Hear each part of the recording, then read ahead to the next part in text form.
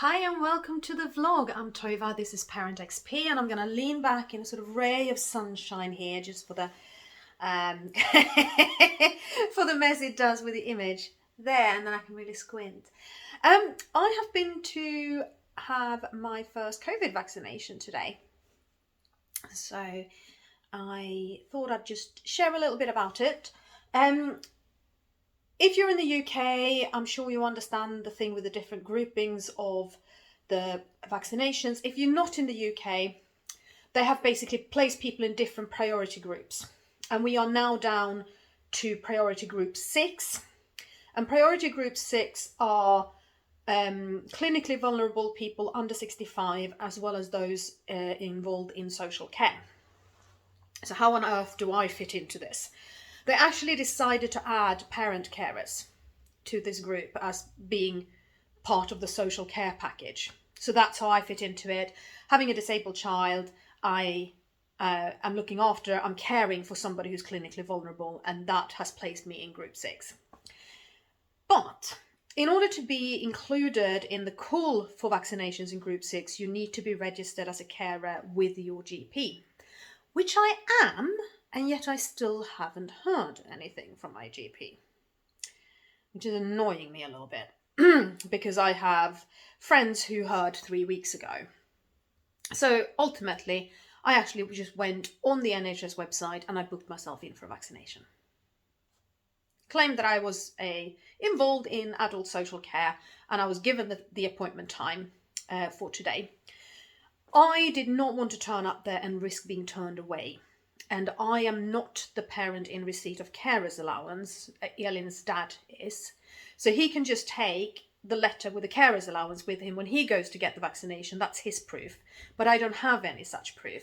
So I emailed Elin's social worker and asked if she was happy to write a letter, which she absolutely was.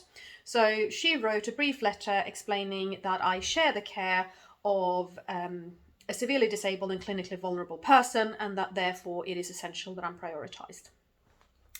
I'm really happy I asked her for this and she was able to provide that letter for me so quickly, because yes, they did ask for proof when I was there and they were perfectly happy to accept this letter.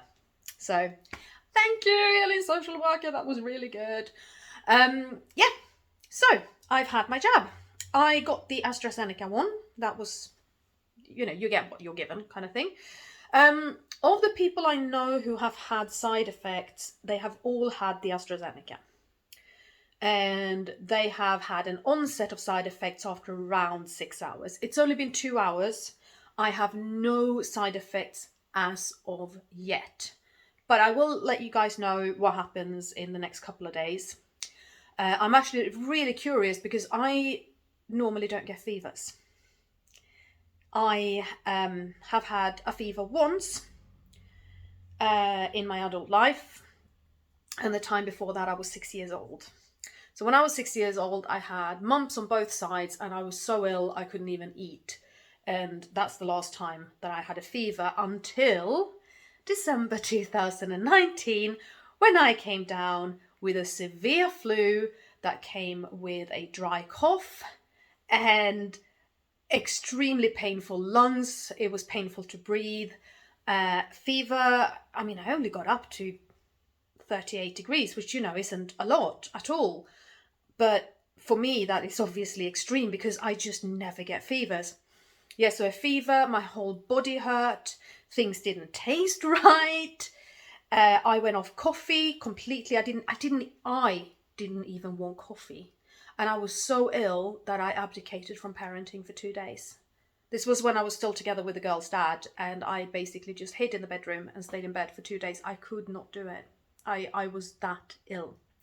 Now, fever, dry cough, hurting lungs, change of taste.